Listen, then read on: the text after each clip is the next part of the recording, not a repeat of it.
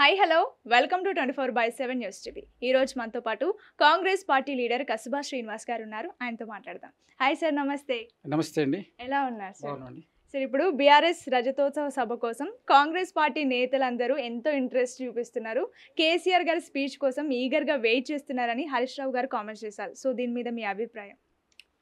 కాంగ్రెస్ వాళ్ళు ఎదురు చూస్తున్నరా, బీఆర్ఎస్ వాళ్ళు ఎదురు చూస్తున్నరా, వాళ్ళ కేసీఆర్ కుటుంబ సభ్యులు ఎదురు చూస్తున్నరా అన్నది రేపు మీటింగ్ అయిన తర్వాత తెలుస్తుంది. అది బీఆర్ఎస్ రజతోత్సవ సభ ఎట్లయింది? అది బీఆర్ఎస్ పార్టీ అనేది స్టార్ట్ అయ్యి 3 సంవత్సరాలు అయింది. టీఆర్ఎస్ పార్టీ 25 సంవత్సరాలు టీఆర్ఎస్ పార్టీ అయింది. మరి అసలు బీఆర్ఎస్ సభనా టీఆర్ఎస్ సభనా అన్నది ముందు వాళ్ళు క్లారిటీ చెప్పాలి. దాని మీద స్పష్టత లేదు. కేసీఆర్ స్పీచ్ కోసం ఎదురు చూసేది ఏంది? 15 ఏళ్ల నుంచి అందరూ ప్రజలు విని విని ఇసుకొచ్చి వాడిని ఇంటికి పంపించరు, వినలేకనే ఇంటికి పంపించరు. మళ్ళీ ఆ స్పీచ్ వినడానికి ఎవరు ఎదురు చూస్తారు? ఇది పోయిందని అందరూ ప్రశాంతంగా ఉన్నారు. చెవులలో చోరీలాగా ఎప్పుడు గొడవ ఎందుకు? ఇది భాష, తీరు, వ్యవహారం దానితో అనవసరంగా మమ్మల్ని ఇబ్బంది పెట్టినరు. అది వినడానికి ఎవరు కూడా ఆసక్తితోటి లేరు. మీ మీ ఉపన్యాసాలు ఊకదంపుడు ఉపన్యాసాలు వద్దని మిమ్మల్ని ఇంటికి పంపించరు. మళ్ళీ మీ ఉపన్యాసం వినడం కోసం ఎవరు ఎదురు చూస్తున్నారు? అది హరీష్ రావు గారికి ఆతృత ఉన్నట్టుంది. ఉపన్యాసం కోసం ఎదురు చూస్తున్నటువంటి ఆతృతగా నేను వెనకట పూర్వము ప్రతిపక్ష నాయకుల యొక్క సభల్లోకి ప్రజలు వెళ్ళేవాళ్ళు. కారణం ఏంటంటే అప్పుడు ఇంత సమాచార మాధ్యమాలు లేవు.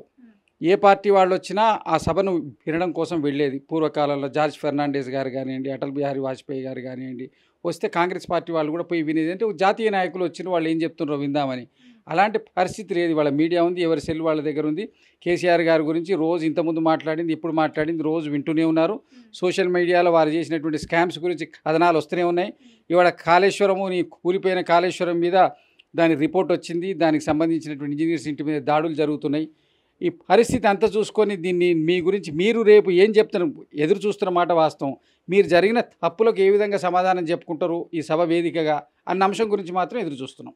ఓకే, ఇప్పుడు 6 గ్యారంటీల వల్లనే కాంగ్రెస్ పార్టీ అధికారంలోకి వచ్చింది. కానీ ఏ ఒక్క హామీ కూడా పూర్తి స్థాయిలో అమలు చేయట్లేదని విమర్శలు వస్తున్నాయి. సో దీనికి మీ ఆన్సర్? వందల హామీలు చేసి అధికారంలోకి వచ్చినటువంటి టీఆర్ఎస్ పార్టీ, రూపాంతరం చెందిన బీఆర్ఎస్ పార్టీ వాళ్ళు ఎన్ని హామీలు అమలు చేసినారు?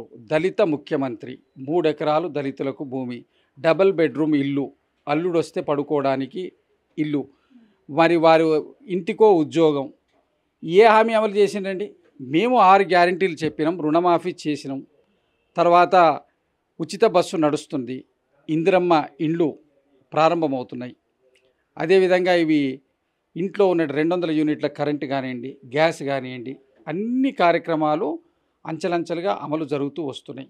మీరు ఈ ఖజానాను లూటీ చేసి వచ్చిన ఆదాయము మీ మిత్తిలు కట్టడానికి సరిపోకుండా ఉన్నా కూడా నెలసరి ఆ జీతం 1వ తారీఖు ఇస్తున్నాం. ఇచ్చే పరిస్థితికి తెచ్చి గాడిలో పెడుతున్నారు. ఆర్థిక వ్యవస్థను, సంపదను సృష్టించే ప్రయత్నం చేస్తున్నారు. ప్రపంచవ్యాప్తంగా పెట్టుబడులను ఆకర్షించడానికి అనేకమైనటువంటి ప్రయత్నాలు మా ముఖ్యమంత్రి గారు, తర్వాత ఐటీ శాఖ మంత్రులు శ్రీధర్ బాబు గారు, మా బట్టి విక్రమార్క గారు, వీరందరూ కూడా ఈ కార్యక్రమాన్ని గాడిలో పెట్టే ప్రయత్నం చేస్తున్నారు. మా మహేష్ కుమార్ గౌడ్ గారు కూడా అంత జనాల్ని సన్నద్ధం చేసి జరిగినటువంటి విషయాన్ని, ప్రభుత్వం చేస్తున్నటువంటి దాన్ని ప్రజలకు తీసుకుపోవడానికి పూర్తి స్థాయిలో మా శ్రేణులన్నీ కూడా పనిచేస్తున్నాయి. ఈ సందర్భంలో కూడా మేము 6 గ్యారంటీలు 14 నెలలు 15 నెలలు కాలేదు. దాంట్లో 4-5 నెలలు ఎలక్షన్ కోడ్ పోయింది. ఉన్న ఈ 10 నెలల్లో మేము ఏం చేయాలి? ఇన్ని పనులు చేసినాం. ప్లస్ స్కిల్ యూనివర్సిటీసు కోసం, 4th సిటీ కోసం, తర్వాత స్కూల్స్, ప్రతి కాన్స్టిట్యున్సీలో ఒక స్కూల్స్, స్పోర్ట్స్ యూనివర్సిటీ, ఇవన్నీ కార్యక్రమాలు, అభివృద్ధి కార్యక్రమాలు చాలా ముందస్తు ప్రణాళికతోటి చేస్తున్నటువంటి అనేక అభివృద్ధి కార్యక్రమాలు జరుగుతుంది. దీనికి రూపం వచ్చి కనబడడానికి కొంత సమయం పడుతుంది. 6 గ్యారంటీల పేరు మీద చెప్పుకొని మీరు చేసేటువంటి విమర్శల వల్ల ప్రజలు ఎవరు నమ్మరు. మీతోటి విసిగి వేసారిపోయినరు. మీరు చేసినటువంటి నష్టాలు ప్రజలందరికీ తెలిసింది. 56,000 ఉద్యోగాలు ఇచ్చినాం. మళ్ళీ ఇంకొక 45,000 ఉద్యోగాలకు, ఇప్పుడు ఆర్టీసీలో 36,000 ఉద్యోగాలు, వేరే 10-15,000 ఉద్యోగాలు, అంటే మళ్ళీ ఒక 50,000 ఉద్యోగాలకు సన్నద్ధం చేసిండ్రు. 10 ఏళ్లలో మీరు ఏం రిక్రూట్మెంట్ చేసిండ్రండి? ఒక్క ఉద్యోగం మీరు ఎన్ని ఉద్యోగాలు ఇచ్చిండ్రు? వీళ్ళు అది ఇవ్వడం, జాబ్ క్యాలెండర్, దానికి నోటిఫికేషన్ ఇవ్వడం, కోర్టుకు పంపడం, నోటిఫికేషన్ ఇవ్వడం, కోర్టుకు పంపడం. మీరు రిక్రూట్మెంట్ లెటర్స్ ఇచ్చిండ్రా కనీసం? ఏ అర్హతతో అడుగుతున్నారు? వారికి కనీసమైనటువంటి అర్హత, నిధులు నియామకాలు, నీళ్లు నిధులు నియామకాల మీద ఏర్పడినటువంటి తెలంగాణ ఉద్యమం, దాన్నే సాకుగా చూపించి ఏర్పడినటువంటి టీఆర్ఎస్ బీఆర్ఎస్ ప్రభుత్వం నీళ్ళ విషయంలో స్కామ్స్ చేసిండ్రు, నిధులను మొత్తం మాయం చేసిండ్రు, నియామకాలు లేనే లేవు మీ కుటుంబానికి తప్ప ప్రజలకు ఎవరికి నియామకాలు లేకుండా చేసిండ్రు. వీరు ఏ ముఖం పెట్టుకొని 25 సంవత్సరాల సభ జరుపుకుంటున్నారు? మీరు చేసిన ఏం ఘనకార్యం ఉందని చేస్తున్నారు? అది వాళ్ళు ఆలోచించుకోవాలి. వాళ్ళ యొక్క విజ్ఞతకే వదిలిస్తున్నాం. అది బీఆర్ఎస్ రజతోత్సవ సభ ఎట్లయింది? అది బీఆర్ఎస్ పార్టీ అనేది స్టార్ట్ అయ్యి 3 సంవత్సరాలు అయింది. టీఆర్ఎస్ పార్టీ 25 సంవత్సరాలు టీఆర్ఎస్ పార్టీ అయింది. మరి అసలు బీఆర్ఎస్ సభనా టీఆర్ఎస్ సభనా అన్నది ముందు వాళ్ళు క్లారిటీ చెప్పాలి. దాని మీద స్పష్టత లేదు. కేసీఆర్ స్పీచ్ కోసం ఎదురు చూసేది ఏంది? 15 ఏళ్ల నుంచి అందరూ ప్రజలు విని విని ఇసుకొచ్చి వారిని ఇంటికి పంపించరు, వినలేకనే ఇంటికి పంపించరు. మళ్ళీ ఆ స్పీచ్ వినడానికి ఎవరు ఎదురు చూస్తారు? ఇది పోయిందని అందరూ ప్రశాంతంగా ఉన్నారు. చెవులలో చోరీలాగా ఎప్పుడు గొడవ ఎందుకు? ఇది భాష తీరు వ్యవహారం దానితో అనవసరంగా మమ్మల్ని ఇబ్బంది పెట్టినరు. అది వినడానికి ఎవరు కూడా ఆసక్తితోటి లేరు. మీ ఉపన్యాసాలు ఊకదంపుడు ఉపన్యాసాలు వద్దని మిమ్మల్ని ఇంటికి పంపించరు. మళ్ళీ మీ ఉపన్యాసం వినడం కోసం ఎవరు ఎదురు చూస్తున్నారు? అది హరీష్ రావు గారికి ఆతృత ఉన్నట్టుంది. ఉపన్యాసం కోసం ఎదురు చూస్తున్నటువంటి ఆతృతగా నేను వెనకట పూర్వము ప్రతిపక్ష నాయకుల యొక్క సభల్లోకి ప్రజలు వెళ్ళేవాళ్ళు. కారణం ఏంటంటే అప్పుడు ఇంత సమాచార మాధ్యమాలు లేవు. ఏ పార్టీ వాళ్ళు వచ్చినా ఆ సభను వినడం కోసం వెళ్ళేది. పూర్వకాలంలో జార్జ్ ఫెర్నాండెస్ గారు కానివ్వండి, అటల్ బిహారీ వాజ్పేయి గారు కానివ్వండి, వస్తే కాంగ్రెస్ పార్టీ వాళ్ళు కూడా పోయి వినేది. అంటే జాతీయ నాయకులు వచ్చిన వాళ్ళు ఏం చెప్తున్నారో విందామని. అలాంటి పరిస్థితి లేదు. వాళ్ళ మీడియా ఉంది, ఎవరి సెల్ వాళ్ళ దగ్గర ఉంది. కేసీఆర్ గారి గురించి రోజు ఇంతకుముందు మాట్లాడింది, ఇప్పుడు మాట్లాడింది రోజు వింటూనే ఉన్నారు. సోషల్ మీడియాలో వారు చేసినటువంటి స్కామ్స్ గురించి కథనాలు వస్తూనే ఉన్నాయి. ఇవాళ కాళేశ్వరము, కూలిపోయిన కాళేశ్వరం మీద దానికి రిపోర్ట్ వచ్చింది. దానికి సంబంధించినటువంటి ఇంజనీర్స్ ఇంటి మీద దాడులు జరుగుతున్నాయి. ఈ పరిస్థితి అంతా చూసుకొని దీన్ని మీ గురించి మీరు రేపు ఏం చెప్తున్నారు? ఎదురు చూస్తున్న మాట వాస్తవం. మీరు జరిగిన తప్పులకు ఏ విధంగా సమాధానం చెప్పుకుంటారు ఈ సభ వేదికగా అన్న అంశం గురించి మాత్రం ఎదురు చూస్తున్నాం. ఓకే, ఇప్పుడు 6 గ్యారంటీల వల్లనే కాంగ్రెస్ పార్టీ అధికారంలోకి వచ్చింది, కానీ ఏ ఒక్క హామీ కూడా పూర్తి స్థాయిలో అమలు చేయట్లేదని విమర్శలు వస్తున్నాయి. సో దీనికి మీ ఆన్సర్? 100 హామీలు చేసి అధికారంలోకి వచ్చినటువంటి టీఆర్ఎస్ పార్టీ, రూపాంతరం చెందిన బీఆర్ఎస్ పార్టీ వాళ్ళు ఎన్ని హామీలు అమలు చేసినారు? దళిత ముఖ్యమంత్రి, 3 ఎకరాలు దళితులకు భూమి, డబుల్ బెడ్రూమ్ ఇల్లు, అల్లుడు వస్తే పడుకోవడానికి ఇల్లు, మరి వారు ఇంటికో ఉద్యోగం. ఏ హామీ అమలు చేసిండండి? మేము 6 గ్యారంటీలు చెప్పినాం, రుణమాఫీ చేసినాం, తర్వాత ఉచిత బస్సు నడుస్తుంది, ఇందిరమ్మ ఇండ్లు ప్రారంభమవుతున్నాయి.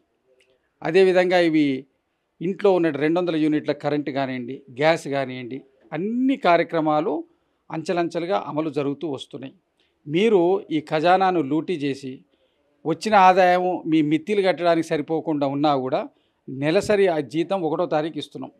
ఇచ్చే పరిస్థితికి తెచ్చి గాడిలో పెడుతున్నారు. ఆర్థిక వ్యవస్థను, సంపదను సృష్టించే ప్రయత్నం చేస్తున్నారు. ప్రపంచవ్యాప్తంగా పెట్టుబడులను ఆకర్షించడానికి అనేకమైనటువంటి ప్రయత్నాలు మా ముఖ్యమంత్రి గారు, తర్వాత ఐటీ శాఖ మంత్రులు శ్రీధర్ బాబు గారు, మా బట్టి విక్రమార్క గారు, వీరందరూ కూడా ఈ కార్యక్రమాన్ని గాడిలో పెట్టే ప్రయత్నం చేస్తున్నారు. మా మహేష్ కుమార్ గౌడ్ గారు కూడా అంత జనాల్ని సన్నద్ధం చేసి జరిగినటువంటి విషయాన్ని, ప్రభుత్వం చేస్తున్నటువంటి దాన్ని ప్రజలకు తీసుకుపోవడానికి పూర్తి స్థాయిలో మా శ్రేణులన్నీ కూడా పనిచేస్తున్నాయి. ఈ సందర్భంలో కూడా మేము 6 గ్యారంటీలు 14 నెలలు 15 నెలలు కాలేదు. దాంట్లో 4-5 నెలలు ఎలక్షన్ కోడ్ పోయింది. ఉన్న ఈ 10 నెలల్లో మేము ఏం చేయాలి? ఇన్ని పనులు చేసినాం. ప్లస్ స్కిల్ యూనివర్సిటీసు కోసం, 4th సిటీ కోసం, తర్వాత స్కూల్స్, ప్రతి కాన్స్టిట్యున్సీలో ఒక స్కూల్సు, స్పోర్ట్స్ యూనివర్సిటీ, ఇవన్నీ కార్యక్రమాలు, అభివృద్ధి కార్యక్రమాలు చాలా ముందస్తు ప్రణాళికతోటి చేస్తున్నటువంటి అనేక అభివృద్ధి కార్యక్రమాలు జరుగుతుంది. దీనికి రూపం వచ్చి కనబడడానికి కొంత సమయం పడుతుంది. 6 గ్యారంటీల పేరు మీద చెప్పుకొని మీరు చేసేటువంటి విమర్శల వల్ల ప్రజలు ఎవరు నమ్మరు. మీతోటి విసిగి వేసారిపోయినరు. మీరు చేసినటువంటి నష్టాలు ప్రజలందరికీ తెలిసింది. 56,000 ఉద్యోగాలు ఇచ్చినాం. మళ్ళీ ఇంకొక 45,000 ఉద్యోగాలకు, ఇప్పుడు ఆర్టీసీలో 36,000 ఉద్యోగాలు, వేరే 10-15,000 ఉద్యోగాలు, అంటే మళ్ళీ ఒక 50,000 ఉద్యోగాలకు సన్నద్ధం చేసిండ్రు. 10 ఏళ్లలో మీరు ఏం రిక్రూట్మెంట్ చేసిండండి? ఒక్క ఉద్యోగం మీరు ఎన్ని ఉద్యోగాలు ఇచ్చిండ్రు? వీళ్ళు అది ఇవ్వడం, జాబ్ క్యాలెండర్, దానికి నోటిఫికేషన్ ఇవ్వడం, కోర్టుకు పంపడం, నోటిఫికేషన్ ఇవ్వడం, కోర్టుకు పంపడం. మీరు రిక్రూట్మెంట్ లెటర్స్ ఇచ్చిండ్రా? కనీసం ఏ అర్హతతో అడుగుతున్నారు?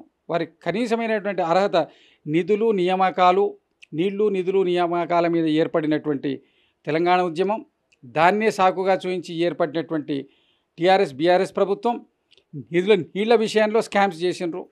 నిధులను మొత్తం మాయం చేసిండ్రు.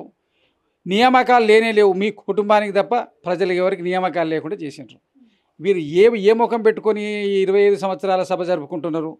మీరు చేసిన ఏం ఘనకార్యం ఉందని చేస్తున్నారు?